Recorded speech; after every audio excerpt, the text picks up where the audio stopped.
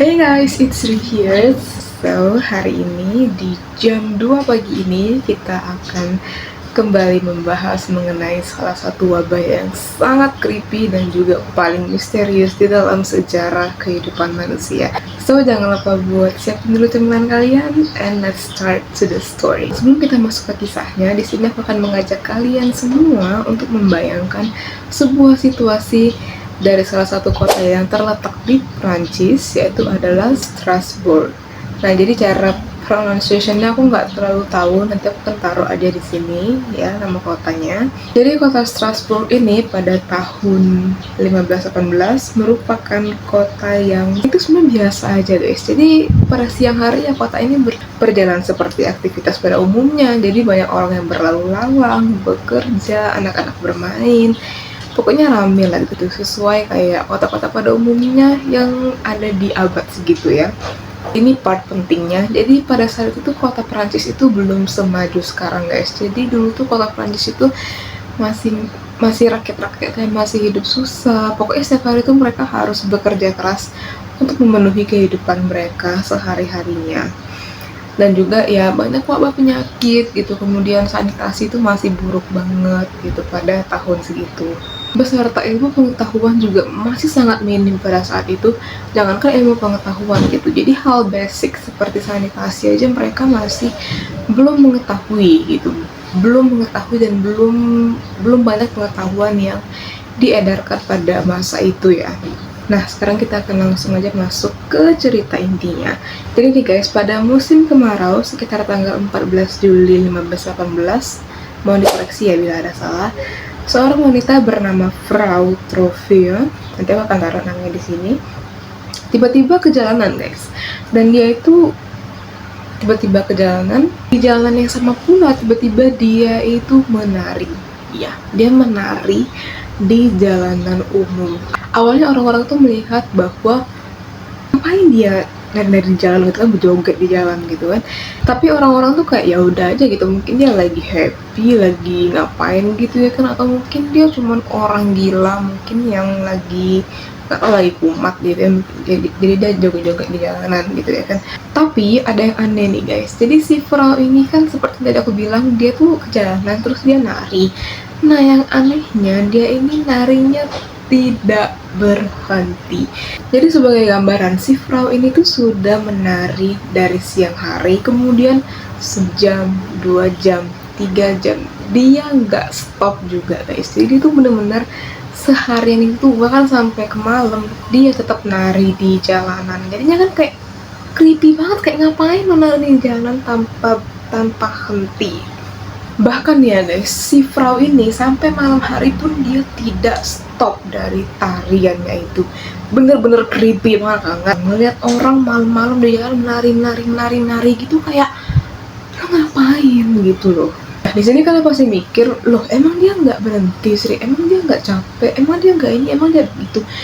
Tentunya pasti capek guys. Coba deh kalian kalau misalnya berdiri tegak gitu ya, kayak cuman ya udah sejam, terus jangan kan sejam gitu, 30 menit aja pasti udah pegel banget kaki, apalagi dia menari kesana kemari gerakannya gitu ya kan. Dan gerakannya itu tidak kayak K-pop, jadi kalian jangan beranggapan bahwa dia itu nari kayak nari idol gitu ya. Kalian jangan beranggapan bahwa si Frau ini tuh nari itu kayak nari K-pop, enggak guys. Jadi narinya itu tuh kayak kesurupan, jadi kayak bener-bener nggak ada koreografi, nggak tahu loh dia tuh nari apa gitu. Menurut catatan sejarah, si Frau ini tuh menari selama berhari-hari guys. Jadi selama berhari-hari tuh dia nggak stop narinya.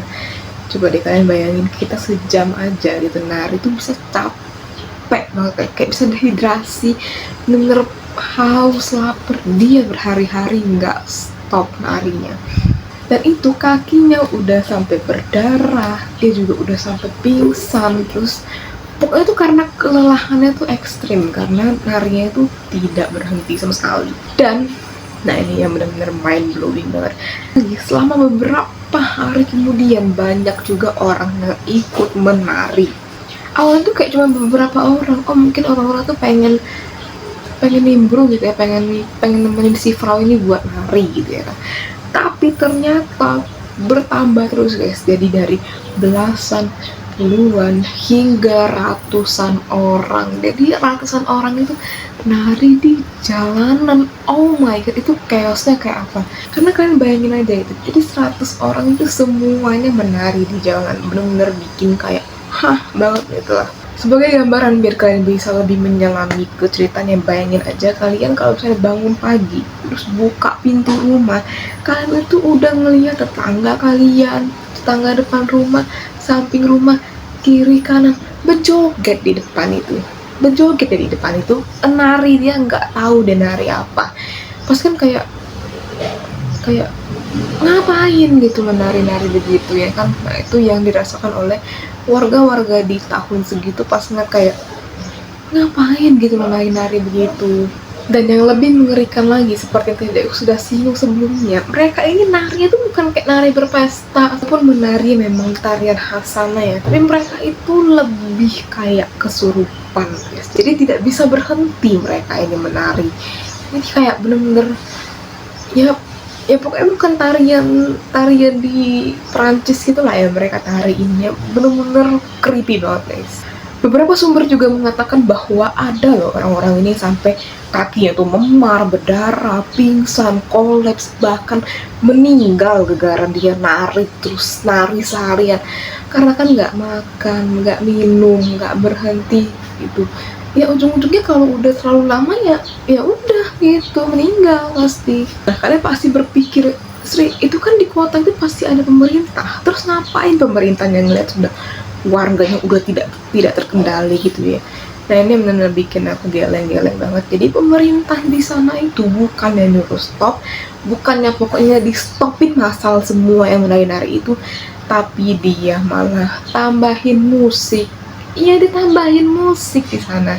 Jadi supaya orang-orang ini tuh bisa lebih euforia lagi gitu menarinya, kan bener banget gitu ya kan. Dan juga bahkan pemerintahan ini menyediakan kayak satu ruangan gitu khusus untuk mereka menari. Sudah kayak teater ya dibuatnya gitu. Jadi ada musik, ada ruangannya, kan bener banget. Harusnya kan dicari cara gitu supaya mereka bisa stop gitu ya kan. Karena orang-orang pada zaman itu tuh menganggap bahwa ini kan sudah menjadi wabah guys. Jadi karena banyak banget setiap harinya orang-orang bertambah buat menari di jalanan itu. Jadi mereka menganggap bahwa kalau kita tambahin musik, mereka akan berhenti gitu. Mungkin dikiranya musik itu untuk penyadar mereka kali ya, supaya mereka tuh stop gitu. Padahal cara itu tidak berhasil sama sekali guys. Bahkan ya dari ditambah musik itu, jumlah penari itu malahan bertambah. Dan kepanikan itu langsung memenuhi seluruh kota ya, karena chaos banget guys. Semua itu nari kayak bener-bener padat banget. Kalian bayangin aja, ratusan orang tuh bener-bener menari di suatu ruang, entah itu nanti di jalanan atau misalnya nanti ruang yang dibangun pemerintah itu, pokoknya banyak banget yang menari. Nah, orang-orang pada masa itu tidak mengetahui bahwa ini tuh sebenarnya semua wabah, kutukan atau gimana gitu. Karena kan mereka kan seperti yang tadi aku bilang tadi, masih minim pengetahuan guys. Dan pada saat itu banyak orang yang mempercayai bahwa oh ini ya udah kutukan aja gitu buat mereka yang tertimpa gitu. Mereka tidak mengetahui kayak alasan logis dari bagaimana semua ini bisa terjadi. Dan hingga saat ini masih banyak orang-orang yang memperdebatkan, padahal ini sudah lebih dari 500 tahun kemudian ya kejadiannya, tapi masih banyak orang-orang yang berspekulasi tentang berbagai teori konspirasi yang muncul dari peristiwa wabah menari ini. So sekarang kita akan masuk ke teori konspirasinya, yaitu teori pertama, yaitu adalah keracunan jamur. Nah, beberapa peneliti menduga bahwa korban-korban ini, orang-orang yang menari ini, kemungkinan aja mereka tuh mengonsumsi roti yang sudah terkontaminasi jamur ergot.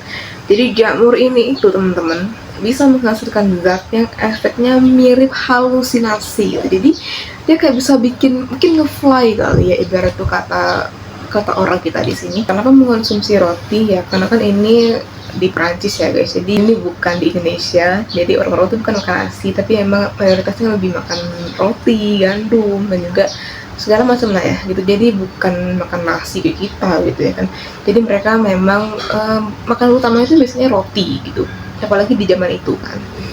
Dan ya inilah spekulasi yang bermunculan gitu, bahwa orang-orang itu mungkin aja terkontaminasi jamur ini. Akan tetapi teori ini juga punya beberapa kelemahan guys, yaitu karena orang-orang yang keracunan itu biasanya tidak bisa bergerak normal atau kesulitan untuk bergerak normal gitu. Bahkan korban-korban dari wabah menari ini, mereka itu kan luwes banget, jadi geraknya tuh nggak ada sama sekali kaku, jadi nggak ada sama sekali kayak zombie patah-patah gitu, jadi nggak ada sama sekali, jadi benar-benar luas. Jadi makanya teori ini pun diragukan oleh berbagai peneliti karena juga tidak bisa dibuktikan secara nyata guys. Teori kedua itu mengatakan bahwa adanya histeria massal. Jadi teori ini banyak diterima saat ini guys, karena memang seperti yang tadi aku bilang di awal bahwa pada zaman itu kota Strasbourg ini memang lagi benar-benar berada di titik terendah. Jadi berbagai warga rakyatnya juga hidup itu miskin kan guys. Jadi benar mereka itu harus bekerja keras untuk menghidupi kehidupan sehari-hari. Ibaratnya mereka untuk makan aja mereka harus bekerja sangat keras sekali. Jadi mungkin aja mereka menghadapi penyakit, kelaparan gitu kan. Dan juga tekanan hidup yang sangat-sangat luar biasa. Jadi ini bisa memicu stres ekstrim juga gitu. Itu ada penjelasan medisnya, cuman aku kurang mengerti ya untuk penjelasan medis. Tapi itu menjadi salah satu teori konspirasi yang bisa diterima secara logika guys. Tapi ya juga tidak bisa dibuktikan sih kebenarannya gitu. Karena sebenarnya histeria masalah ini beberapa kali terjadi di dalam sejarah yang mungkin itu teori konspirasinya menjadi penyebab gitu. Tapi juga ya tidak bisa dibuktikan gitu ya kan, karena kan sudah beratus-ratus tahun yang lalu, dan pada saat itu juga ya teknologi itu belum canggih, ilmu pengetahuan belum ada. Pokoknya beda lah sama zaman sekarang guys. Kalau zaman sekarang ada kasus atau apa masih bisa dicari penyebab medisnya, tapi kalau zaman itu kan orang-orang banyak kan belum mengetahui apapun. Jadi menurut kalian apa sih yang sebenarnya terjadi di kota Strasbourg ini pada tahun 1518 itu ya? Kalau kalian punya teori konspirasi yang lain, boleh share-share di kolom komentar di bawah. Aku butuh banget pendapat dari kalian, dan juga komen-komen di bawah video-video apa lagi akan kita bahas selanjutnya yang mungkin kalian mau. Seri bahas ini dong, sejarah ini, kasus-kasus gitu ya, atau misalnya kasus pembunuhan atau apapun itu, boleh kalian komen-komen di bawah dan kita akan bahas bersama-sama di video selanjutnya. And ya udah gitu aja dari aku. Semoga kalian suka sama videonya, and jangan lupa to klik subscribe di bawah, dan jangan lupa juga buat nyalain lonceng notifikasinya, dan jangan lupa juga buat share video ini ke teman-teman terdekatnya kalian supaya kita bisa belajar bersama-sama. And see you next time, bye bye.